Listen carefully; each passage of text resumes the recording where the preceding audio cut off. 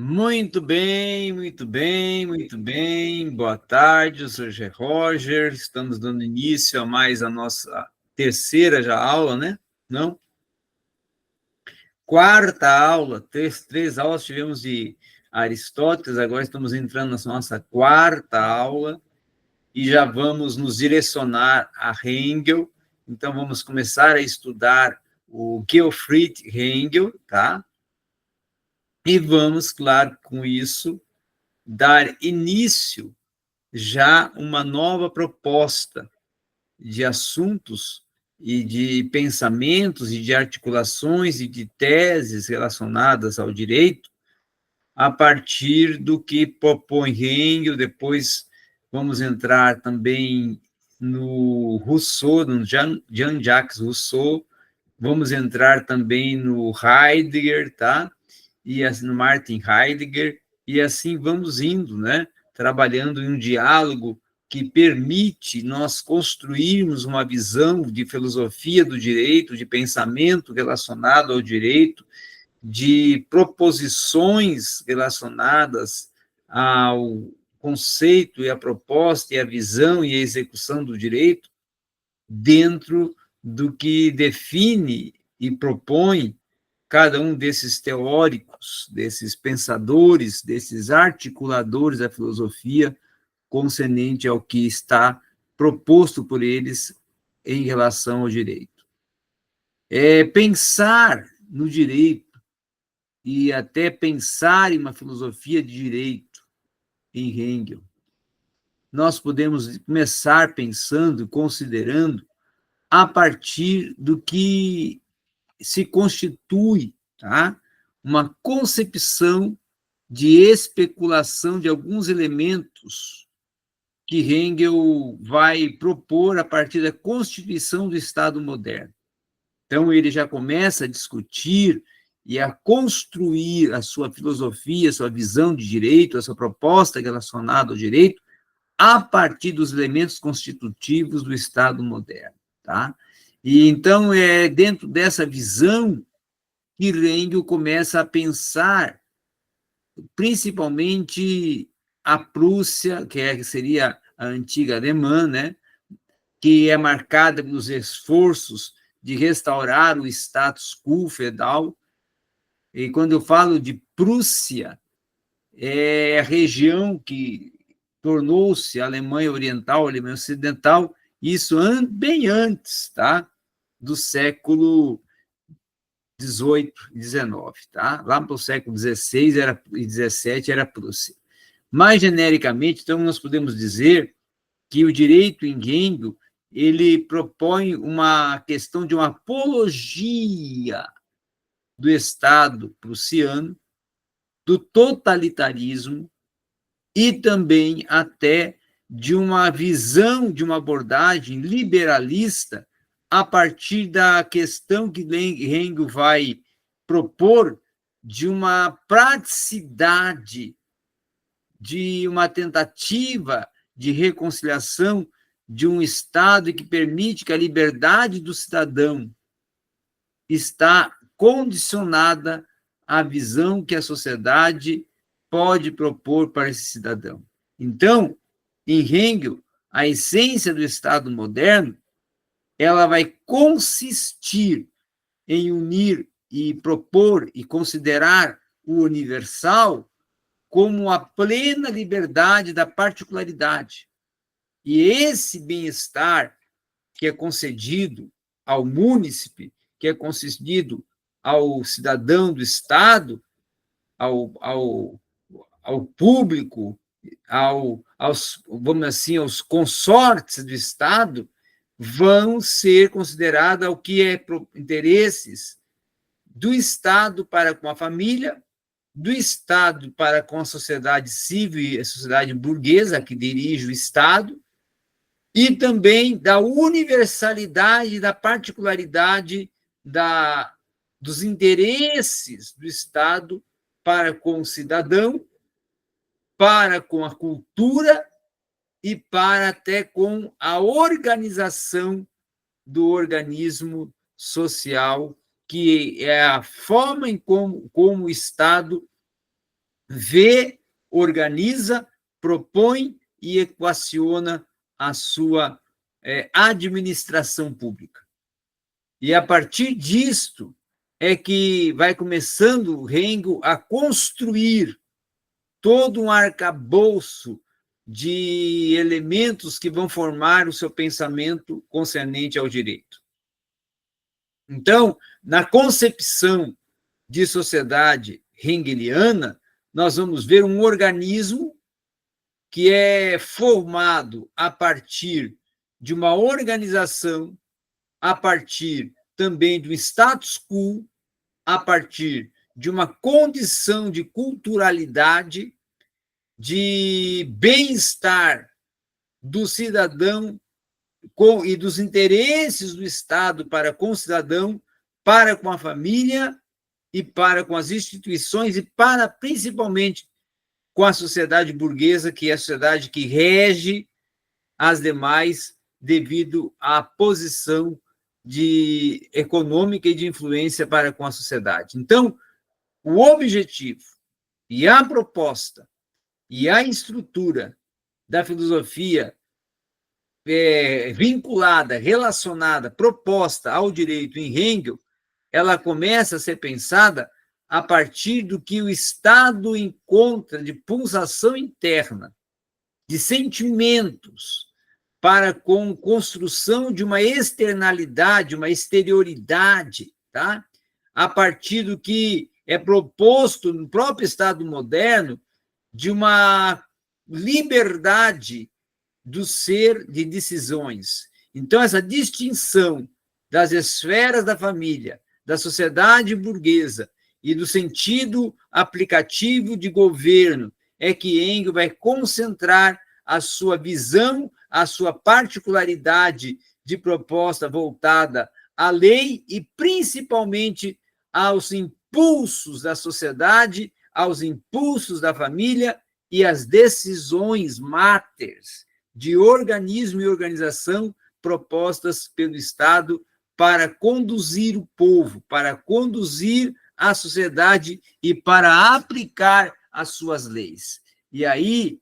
é que Hegel vai falar e vai propor a ideia de liberdade moderna, que para Hegel ela vai conter um desdobramento da esfera da sociedade civil, contrariando principalmente as duas esferas da sociedade civil burguesa, caracterizada pela oposição entre a universalidade e a particularidade, e também vai desenvolver uma ótica e um olhar e uma perspectiva entre o que é particular, entre o que é universal e entre o que é plural e entre o que é singular, referente ao Estado moderno e a sua visão de mundo, a sua cosmovisão social. Então, a concepção que nós podemos colocar hegeliana do Estado moderno é justamente uma condição de liberdade, uma condição de viver uma liberdade a partir dos impulsos imediatos da minha vontade e da minha autodeterminação,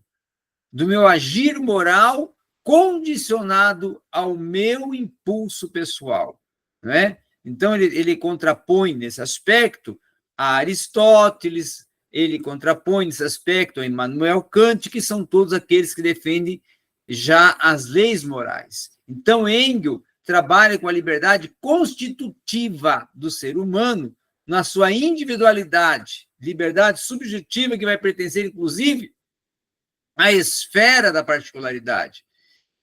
que vai constituir os princípios básicos de uma sociedade civil e de uma sociedade até regida pela burguesia. E aí, dentro da esfera de Estado e da liberdade do indivíduo, que é subordinada à liberdade objetiva, é que Engels vai atribuir ao próprio Estado a condição de um olhar ainda mais nítido, ainda mais, quem sabe, conciliador e aproximador do povo, a fim de que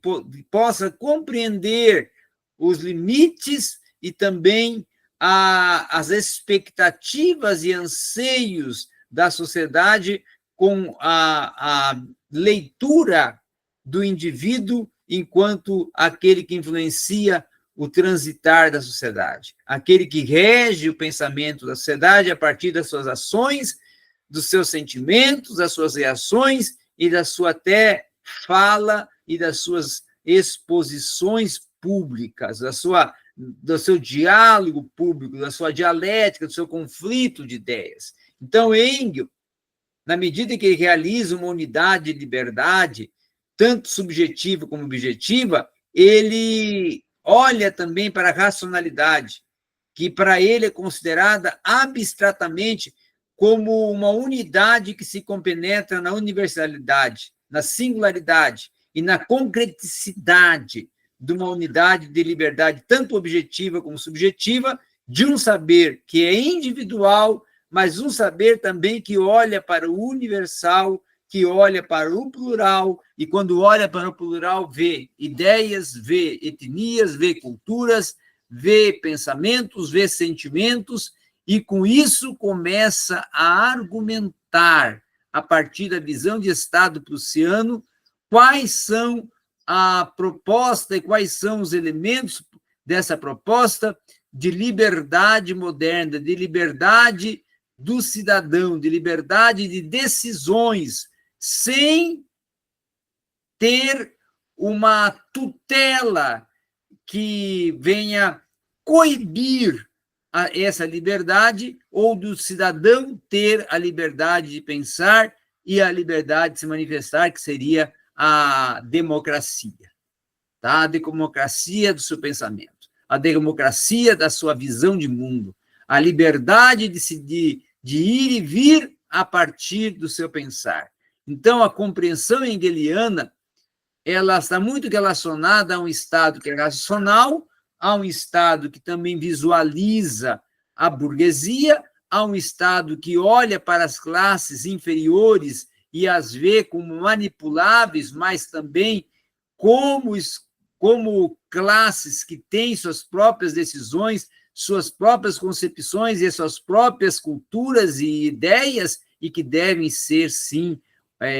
olhadas e controladas e até mensuradas pelo Estado, para que não venham fugir do controle do Estado, para que não venham ser subtraídas da tutela do Estado. Então, a razão até pela qual Engels vai sustentar com isso um sistema de corporações,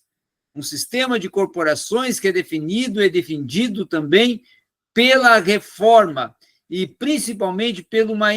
uma proposta de uma oposição àqueles que dominam as classes sociais, a classe burguesa, e uma crítica que Engels faz à economia capitalista,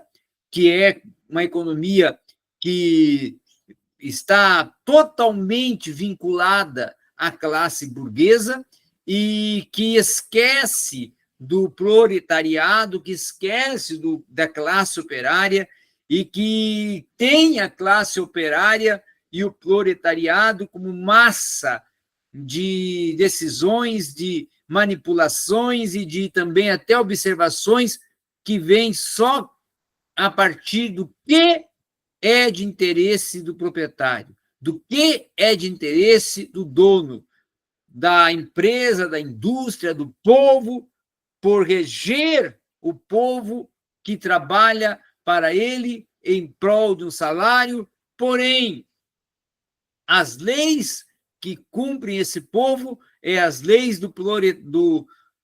vassalo, as leis do mandatário, as leis do dono da economia, que é o burguês. Então, é uma sociedade que vive uma dialética hegeliana, que seria burguesia versus, no caso, os vassalos versus os proletários, os escravos, aqueles que são dominados, versus os que têm o poder de domínio, o poder de decisão, o poder de reger e conduzir a economia por controlarem a economia a partir do que produzem com a matéria-prima que está em suas mãos, que é, no caso, a população, que é, no caso, a classe menos privilegiada, e também com a matéria orgânica e até com a produção industrial que vão propondo e integrando para reger e conduzir a economia do Estado. Então, Engels, ele tece uma crítica até a essa forma de democracia. E aí Engels vai considerar, dentro da esfera da sociedade civil burguesa, que o domínio de um princípio de particularidade e de um princípio de universalidade, ele surge a partir de uma concretização do Estado, de um controle de corporações, de um olhar para uma consideração de uma monarquia que é constitucional, de uma universalidade que é controlada por uma monarquia que é totalmente impositora e propositora ao mesmo tempo. E surge a partir do impulso que Engels tem de concepção de uma política moderna que vai emergir de uma análise da democracia a partir de um estatutário social que favoreça somente a nobreza. E aí a crítica de Engels, por que só a nobreza é favorecida e a classe operária é desfavorecida, desfavorecida, rejeitada, oprimida e muitas vezes só serve para o benefício de produzir, de conceder lucros para aquele que é o seu mandatário e de se viver uma vida de subserviência e sem a liberdade de ter uma autonomia e se ser emancipado até no que pensa, no que considera e no que quer exercer concernente à sua vida. Então, tem uma liberdade que ela é uma liberdade condicionada, ao contrário da sociedade portuguesa, ou melhor, a sociedade burguesa, que tem uma liberdade que é uma liberdade já emancipada, autônoma, heterônoma, que não fica crivada e privada a condições propostas pelo mandatário, como vive e como absorve a liberdade e vivencia a liberdade o operário, a classe menos favorecida e a classe que, no caso, é subserviente, porque seriam aqueles que são a força motriz da sociedade, mas a força também que tem menos expressão de pensamento e de decisões. Então, há uma crítica de Engels sobre a modernidade, há uma crítica de Engels sobre o Estado moderno, considerando ele um Estado vilão, um Estado que age erroneamente, um Estado que age por opções e por interesses pessoais daqueles que controlam a massa, daqueles que controlam o organismo e a organização que rege o Estado. Então, é um Estado que tem uma só visão de mundo, uma só proposta de olhar para o cidadão. É o olhar do interesse, é o olhar da subjugação, é o olhar do controle e é o olhar das exigências, das normas e das leis propostas para manter a ordem e o benefício de um crescimento que é não bilateral, mas nem unilateral, mas unicamente um crescimento que ele converge em benefícios singularmente e